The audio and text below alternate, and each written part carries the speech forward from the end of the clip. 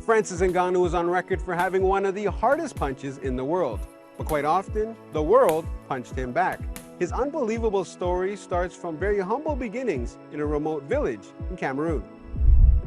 Francis has overcome incredible odds, working in a sand mine at age 9, leaving his family behind to make a death-defying crossing into Europe in his 20s, and eventually becoming a combat sports world champion in his 30s. We've come to Dubai to meet him. He was all about boxing. Everything that I was doing was to fulfill this dream, even though he seemed like irrational. Less than a year ago, Francis's 15-month-old son tragically passed away. Just 6 months later, the champion returned to the ring to honor his late child. Now, Francis Ngannou is leading the 2025 launch of the Professional Fighters League in Africa to give back to the continent he's from.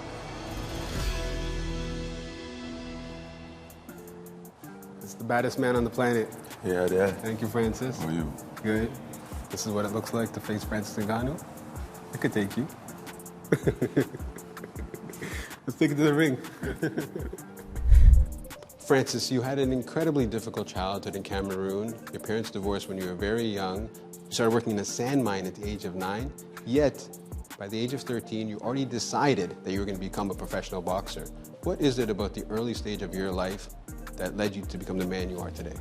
The first thing that I know that I love was about like fighting, action, movie actions, everything that has action. I never wanted to be in the sand mine. It wasn't meant for kids, and basically not at that age.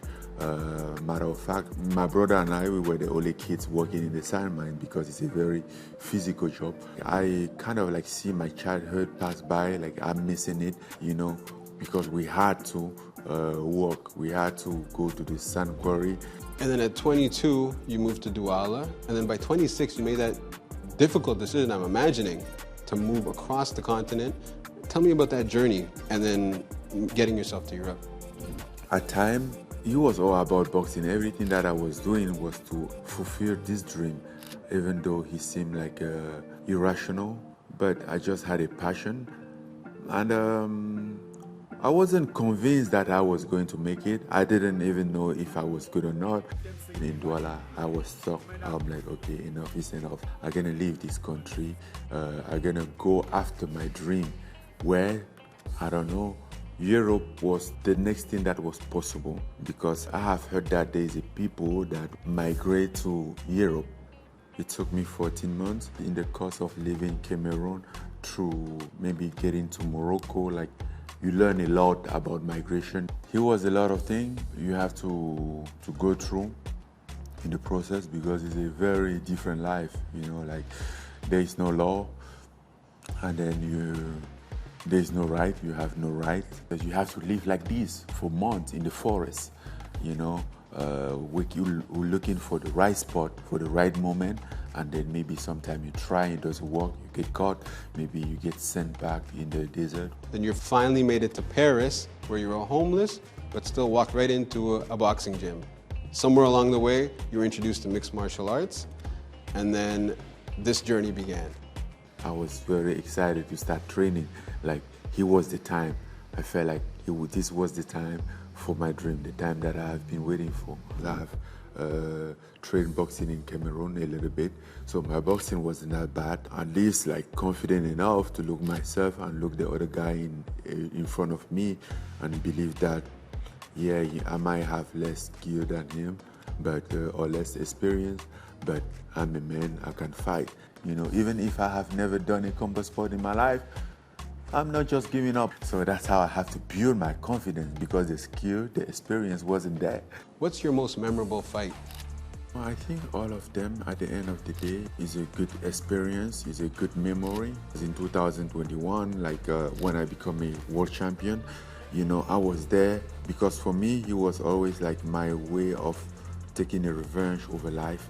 But I was there and I didn't feel it as I thought he would have been. I'm like, okay, I'm a world champion, then what? What next? So that's when you kind of like realize that it's not about the destination, it's about the process. It's not the one that you achieve, it's what drives you and get you to those achievements. I just want to say, please, remember my son Gobi. Francis, you've overcome incredible hurdles in your life, but nothing can prepare you for every parent's worst nightmare. You tragically lost your 15-month-old son recently and dedicated your victory at your Professional Fighters League Battle of the Giants debut to Kobe. How do you hope to continue to carry on his legacy? Well, what I think I will do is just what I'm doing, like trying to keep his memory alive, trying to make his short passage on earth worth it, memorable, and that's all what I can do. The Predator, Ngannou! Francis, you're the chair of the PFL's expansion into Africa. How important is it for you to give opportunities for other African fighters on the continent and for you to give back to your home country? So the whole ecosystem was missing, and I grew up with this dream of having some good Samaritan that comes around in the village and build a gym. And over the time, I realized that building a gym in that environment wasn't enough. So that's why I went from the idea of just having a gym in the village to make a foundation. The kid that comes there, maybe sometime will just have a health issue and his parent cannot bring him to the hospital. So us as a foundation, since is a member of a community, we can help in that regard. So the idea was to build a community, a place that kids like me can feel like he belong, can feel important somewhere. Considering all you've accomplished in the ring, in combat sports, what do you want your legacy to be? How do you want people to remember Francis Ngannou? One thing that I want to be, even for myself, I always make it a very important point, is like not to give up. So yeah, maybe my legacy is like giving my best. And finally, Francis, the one word that I hear from you over and over again is freedom. Freedom to choose your own career path, freedom from authorities in the detention center, freedom to choose your own path in MMA, in boxing. What does freedom mean to you? I don't like to feel trapped. Just the idea of feeling trapped was very scary to me. Even when I was young, one of the reasons why I had to be disciplined was because I really don't like to be locked up. So yes, freedom for me means a lot. I'm glad you're free, we're free. Thank you so much for joining us on The Dialogue, Francis. Thank really you very much. Appreciate it. Appreciate you.